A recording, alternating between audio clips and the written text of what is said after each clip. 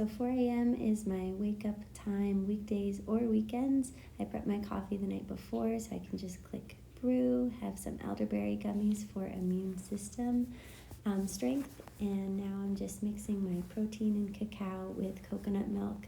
I like to put protein in my coffee because it helps balance your hormonal response. So cortisol level actually spikes with caffeine, which can cause stress, but when you mix it with protein, it kind of balances that out along with your blood sugar levels. Having warm water before you intake anything is also great for your metabolism and your digestion.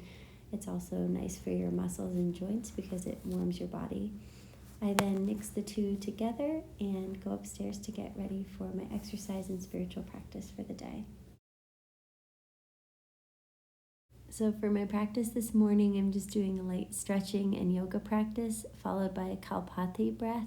This is a powerful pranayama breathing technique, and you can look it up anywhere, but it really is wonderful for detoxification, increasing your energy. It's just a forceful exhale and a light, quick inhale as well. It improves your focus and clarity, kind of stimulates digestion, so it's great to start in the morning, and also to follow this up with meditation as it helps center the mind and body. So I'll do a little visualization or manifestation meditation, followed by my gratitude and prayer, setting an intention for the day. So by this time it's about 5:45. We do leave the house around 7 and I get my daughter up at 6. So with that 15 minutes before I wake her up, I'm just prepping her lunch. I did pack anything I could the night before just so it's easy to throw in there with a nice little note. Once I wake her up around 6, I usually get her dressed, and then we have some time to have some warm milk, maybe watch a show together, and for a little while, if we can, we fit in a little playtime and just some intentional time together. I pack up the car with our backpacks, my coffee, maybe warm it up if I need to. I'll drop her off and then head to school.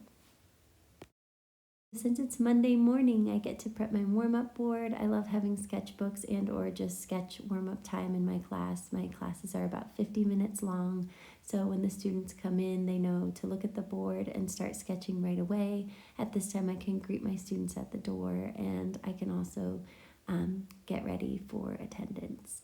I can flip this whiteboard around, so I love it because I teach 2 different levels of art, and I can put the steps on the other side. So usually they'll do their warm-up, my art 2s, and I can flip the board and show them their self-portrait steps.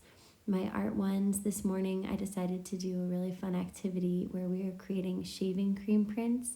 This is a great activity to do with any level and any age. I do teach students with special needs, and they also adore this project. I'm getting my work examples out. I usually keep those in a specific drawer so I can hang them up. This week we're connecting architecture with texture, so I'm having the students study a little building while I pull up small groups and we do the printmaking together. So to prep for the shaving cream station, you just need to cut 80 weight or watercolor paper or tag board, something a little bit thicker, into a 9x6. The reason why I cut it so small is so it can actually fit in the tin that we're using. I put out pencils so students remember to write their name on each piece before they even begin. This is saturated watercolor, liquid watercolor that I'm using. I put it into hair dye bottles with water and then mix it up so it's easy for them to use. Right beside the printmaking station, I roll my drying rack so the students can put up their projects as they work, and then they usually go and select another student to come over to the station. I have about 4 students working at one time, and they usually rotate through it really quickly. The students who are working at their desk are just going to be drawing their architectural building today, so it's good to have something else going on while the students are also participating in this activity since it is kind of messy. So I'm using just cheap shaving cream. I'm going to squirt it all along the bottom of our lasagna tins. The students are allowed to pick 3 colors to squirt right on top of the shaving cream. They'll use the end of a paintbrush to move but not mix the shaving cream into the design that they want. They place their paper over the top, and then you'll just need a tool. I use rulers for the students to scrape off the shaving cream and then it leaves the print behind, which looks like a really colorful marbled paper texture. When I do something messy with Art 1, usually my Art 2 is working on something a little bit more simple as far as materials go. So here's them working on their self-identity portraits, which they did an awesome job today.